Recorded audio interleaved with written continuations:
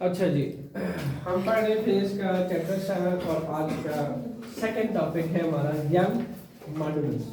इससे पहले हमने हुक्स लॉ को स्टडी किया। According to Hooke's law stress जो है वो स्ट्रेन के साथ डायरेक्टली प्रोपोर्शन में इक्वली इंक्रीज करता है, बट कैसे इंक्रीज करता है? Within the elastic limit. Stress और स्ट्रेन डायरेक्टली प्रोपोर्शन में हमने रीड किया और हमने कुछ प्रैक्टिकल एक्सप्लेनेशन के साथ देखा कि जैसे जैसे हम पेन के अंदर वेट बढ़ा रहे थे, एक्सटेंशन जो है स्प्रिंग के अंदर प्रोड्यूस हो रही थी। वो एक्सटेंशन क्या थी? वो स्ट्रेन था।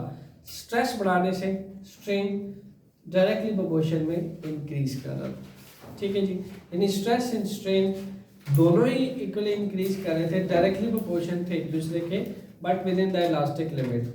तो within the elastic limit से हमने क्या मुराद ली कि जैसे हम उस लिमिट को एक्सीड करें तो उसके बाद उसका ब्रेकिंग पॉइंट आ जाता है, उसके बाद स्प्रिंग या इलास्टिक टाइप मटेरियल अपने आप को डिफॉर्म नहीं कर सकते। यहाँ पे यंग मॉडुलस जो है ये क्या कहता है कि अगर आप किसी भी इलास्टिक टाइप मटेरियल का स्ट्रेस ले लें, यानी उस पर जो फोर्स आप अप्लाई करते हो उसके पर यूनिट एरिया पे, अगर आपको स्ट्रेस जो है वो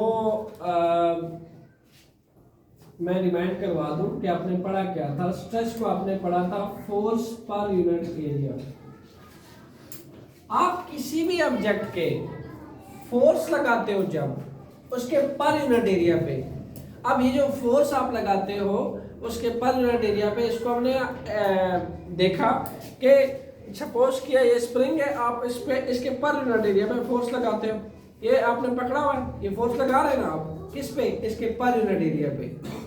तो इसके पर यूनिट एरिया पे फोर्स अप्लाई करने से आप इसके अंदर क्या देख रहे हो? एक्सटेंशन। उस एक्सटेंशन को हम बोलते हैं स्ट्रेन। क्या बोलते हैं? स्ट्रेन। स्ट्रेन प्रोड्यूस हो रही है। स्ट्रेस अप्लाई करने से उसके अंदर स्ट्रेन प्रोड्यूस हो रही है। तो अब स्ट्रेन में आप क्या देखते हो? ये उसकी ओरिजिनल लेंथ है, ओरिजिनल लेंथ है ना। जब आप उसको एक्सटेंड करते हो तो चेंज आया लेंथ में कि नहीं आया? आया। इस चेंज इन लेंथ को आप फिर डिवाइड करते हो इस वाली ओरिजिनल लेंथ के साथ। इस चेंज इन लेंथ को डिवाइड किया जाता है ओरिजिनल लेंथ के साथ, उसको हम कहते हैं स्ट्रेन। क्या कहते हैं? स्ट्रेन। स्ट्रेन। और देखा यह जाता है कि स्ट्रेस के साथ साथ स्ट्रेन इंक्रीज करता है। तो स्ट्रेन के लिए हमने क्या देखा? स्ट्रेन में हमने देखा कि चेंज एंड लेंथ यानी डेल एल वो ओरिजिनल लेंथ पे डिवाइड हो जाती है। यहाँ ओरिजिनल लेंथ को मैंने बोला है कि मेरे पास एक इलास्टिक टाइप रॉड है, ठीक है, एक इलास्टिक टाइप रॉड है। अब मैं क्या करूंगा, इसके क्रॉस सेक्शनल एरिया पे ना, इस क्रॉस सेक्शनल एरिया पे एक एक्सटर्नल फोर्स अप्लाई करूंगा। इस इलास्टिक टाइप रॉड पे जब एक्सटर्नल फोर्स मैं अपने हाथों से अप्लाई करूंगा तो इसको स्ट्रेच करके यहां तक लाऊंगा। स्ट्रेच करके अगर इसको यहां तक लाया जाए, ठीक है, स्ट्रेचिंग प्रोड्यूस करके इसको यहां तक लाया जाए तो इसको जो न्यू लेंथ आएगी, यहां तक आपकी ओरिजिनल लेंथ थी, इसकी जो न्यू लेंथ आएगी that will become L, that will become L. तो मेरे पास इस पूरे इलास्टिक रॉड के अंदर कितना चेंज आएगा लेंथ के अंदर? जाहिर है डेल एल। उस चेंज को हम डेल को हम डिफरेंस के लिए बताते हैं, दो चीजों का डिफरेंस। तो यहाँ है आपके पास ओरिजिनल लेंथ, यहाँ है हमारे पास न्यू लेंथ। अब अगर आपको चेंज देखना है, ठीक है, तो आप इससे एल से अगर आप ओरिजिनल लेंथ को माइनस कर दें, एल से अगर आप ओरिजिनल लेंथ को माइनस कर दें तो क्या बचेगा? डेल एल बचेगा। देखिए ये पोर्शन आपका डेल एल वाला है। अगर आप इसको निकालना चाहते हैं ना तो आप क्या करोगे, ये आपका एल है, इस एल में से जो आपकी न्यू लेंथ है, ठीक है, उससे आप अगर ओरिजिनल लेंथ माइनस कर दें तो आपके पास डेल एल वाला पोर्शन आ जाएगा। क्लियर? तो मैं लिख सकता हूं एल माइनस एल ओ, वो मैंने करके भी दिखा दिया। New length minus original length divide equal है डेल एल। क्लियर? ये बात समझ आ गई? तो मैंने क्या किया, सबसे पहले स्ट्रेस प्रोड्यूस किया एक्सटर्नल फोर्स लगा के, ठीक है। ये रॉड था, इलास्टिक टाइप रॉड, इसके ऊपर एक्सटर्नल फोर्स लगा के खींच के यहाँ तक लाया, इसके क्रॉस सेक्शनल एरिया के ऊपर। तो मैंने जब लगाया तो मेरा स्ट्रेस हुआ, स्ट्रेस बढ़ा देने से, स्ट्रेस अप्लाई कर देने से मैंने क्या फील किया, इसके अंदर क्या चेंज आया, स्ट्रेन प्रोड्यूस हुआ। क्या प्रोड्यूस हुआ? स्ट्रेन प्रोड्यूस हुआ। तो ये मुझे कहता है कि जो यंग मॉड्यूलस है उसको सिंबॉलिकली हम y से रिप्रेजेंट करते हैं। तो ये y जो है क्या है, ये रेशियो है किस चीज का, स्ट्रेस बाय स्ट्रेन का, ठीक है। y is the ratio of stress divide by strain. आपको पता होना चाहिए कि जैसे मैंने आपको बताया था कि हर एक मटेरियल का कांस्टेंट जो है या y का वैल्यू चेंज होता है। मेरे पास दो तरह के स्प्रिंग थे, एक ये वाला था, अगर मैं इस स्प्रिंग को रिप्लेस करके किसी आयरन वाले स्प्रिंग से रिप्लेस करूंगा तो उसका जो कांस्टेंट होगा यानी स्ट्रेस और स्ट्रेन का रेशो चेंज आएगा, क्योंकि उस हर एक की इलास्टिक लिमिट या इलास्टिसिटी नेचर चेंज होती है। किसी चीज मटेरियल के अंदर कम एक्सटेंशन प्रोड्यूस होती है, किसी के अंदर ज्यादा प्रोड्यूस होती है, ये उसके पार्टिकुलर ज्योमेट्रिकल स्ट्रक्चर पर डिपेंड करता है कि कोई स्प्रिंग किस टाइप के पार्टिकल स्ट्रक्चर का बना हुआ है। अगर पार्टिकल स्ट्रक्चर जो है स्ट्रॉन्ग है, रिजिड है, बॉन्डेड है, तो उसके अंदर एक्सटेंशन जरा सख्त सी प्रोड्यूस होती है, ज्यादा स्ट्रेस लगता है और कम स्ट्रेन प्रोड्यूस होता है, ठीक है जी। तो ये ज्योमेट्रिकल स्ट्रक्चर पे, इसलिए वाई जो है, ये जो वाई है ये हर इलास्टिक टाइप मटेरियल के लिए चेंज आता है, हर एक मटेरियल का इलास्टिक मटेरियल का चेंज आएगा। रेशो का मकसद ये है कि रेशो आपको ये बताती है कि इस स्प्रिंग के अंदर कितने लिमिट तक डिफॉर्मेशन पॉसिबल है। ये अपना ओरिजिनल साइज, शेप, वॉल्यूम वो कांस्टेंट की वैल्यू बताएगा कि कितने लिमिट तक ये अपने आप को डिफॉर्म कर सकता है। दिस इज द वाई, ये इसका वाई का वैल्यू बताएगा आपको। जब भी आप रेशो लेते हो तो रेशो आपको दो चीजों का फर्क बताता है कि स्ट्रेस जो अप्लाई करोगे, इसका न्यूमरेटर आप चेंज करोगे, इसको इंक्रीज करोगे तो जो स्ट्रेन प्रोड्यूस होगा वो कितने लिमिट तक प्रोड्यूस हो सकता है, उसकी लिमिटेशंस क्या है, रेंज क्या है ब्रेकिंग पॉइंट से पहले और ब्रेकिंग पॉइंट से पहले हर इलास्टिक टाइप मटेरियल का वाई का वैल्यू चेंज आता है। स्प्रिंग टू स्प्रिंग वेरी करता है, ठीक है, क्योंकि spring to spring material vary करता है। हर इलास्टिक टाइप मटेरियल हर तरह के सेम मटेरियल से नहीं बना होता, हर तरह के अगर डिफरेंट मटेरियल से बना होता है इट मींस के हर मटेरियल के लिए जो y की वैल्यू है, ठीक है, वो चेंज है। क्या है? चेंज है। तो मैं क्या करूंगा, इसको इक्वेशन 1 बना के ना इसके अंदर वैल्यूज पुट कर देते हैं हम। स्ट्रेस किसके बराबर है, F बाई ए, और स्ट्रेन किसके बराबर है, डेल L बाई L।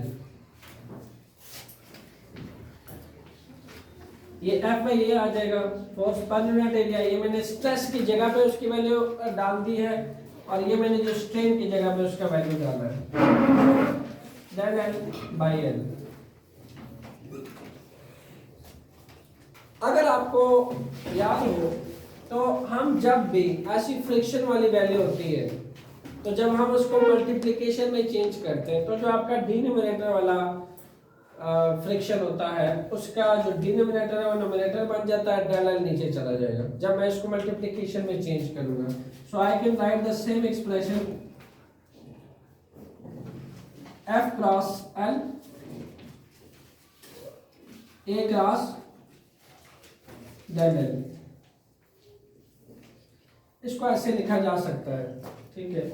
ये आपके पास जो फोर्स है उसके साथ उसके पास L आ गया न्यूमरेटर के पास और A के पास A जो है वो डेल L के पास चला गया, यानी इसको ऐसे लिखा जा सकता है। तो इस तरीके से ये जो आपकी फ्रैक्शन की वैल्यू है जो कि डिवीजन में है उसको आप इस प्रॉपर्टी के तहत लिख सकते हैं। अगर मैं मैथमेटिक्स की थ्रू बताऊं तो आपके पास अगर A बाई B लिखा हुआ है और C बाई D लिखा हुआ है तो ये किसके बराबर होता है, A बाई B, तो एज इट इज रहता है, ठीक है। इसी तरह ये मल्टीप्लाई D बाई C हो जाता है। तो जो आपका डिनोमिनेटर है वो न्यूमरेटर बन जाता है, ये आपके पास नीचे आ जाता है मल्टीप्लिकेशन में। सेम प्रॉपर्टी अगर आप इसके ऊपर लगाएं then you will get F cross L A cross del L। तो ये आपके पास फाइनली इक्वेशन है FLO। इसको फिर हम फाइनलाइज करके क्या लिख सकते हैं, हम लिख सकते हैं y is equal to FLO and A del L।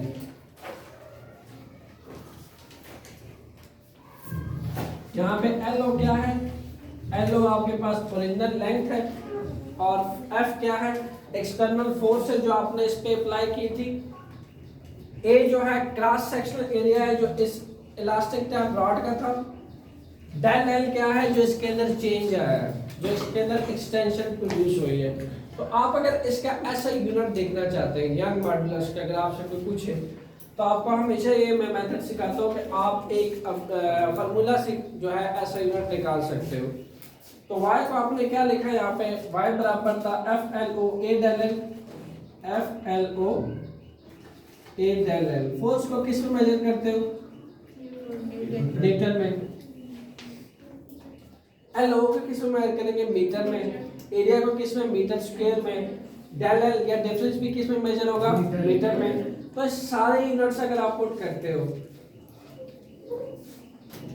Force की जगह पे न्यूटन, ठीक है, LO की जगह पे मीटर, एरिया की जगह पे मीटर स्क्वायर और जो डिफरेंस है उसकी जगह पे भी मीटर। मीटर से मीटर कैंसिल, नीचे क्या बचा, n बाय मीटर स्क्वायर, यानी n-2 भी आप इसको कह सकते हो। तो ये आपके पास यंग मॉडुलस का यूनिट आ गया जो कि आपने इसके फार्मूला से निकाला, FLO A डेल L। मैंने सिर्फ इन क्वांटिटीज के, फिजिकल क्वांटिटीज के ऐसा यूनिट्स लेके मुझे वहां से एक नया डिराइव्ड यूनिट मिल गया। तो आप अगर फार्मूला आपको पता हो ऑन फिजिकल क्वांटिटीज का, आप ऐसे यूनिट्स लिखें तो आपको एक नया डिराइव्ड यूनिट मिल जाता है। So newton metre square is the SI unit of young modulus. दूसरा, इसको आप न्यूमेरिकल के लिए भी जब आप यूज करते हो तो न्यूमेरिकल के अंदर जो डिफरेंस करके आपको दिया जाता है कि change in length, difference in length, तो आपको हमेशा क्या गिवन होगा, del L। Cross sectional area अगर आपको यंग मॉडुलस निकालने के लिए दिया जाता है that is in metre square, cross sectional area.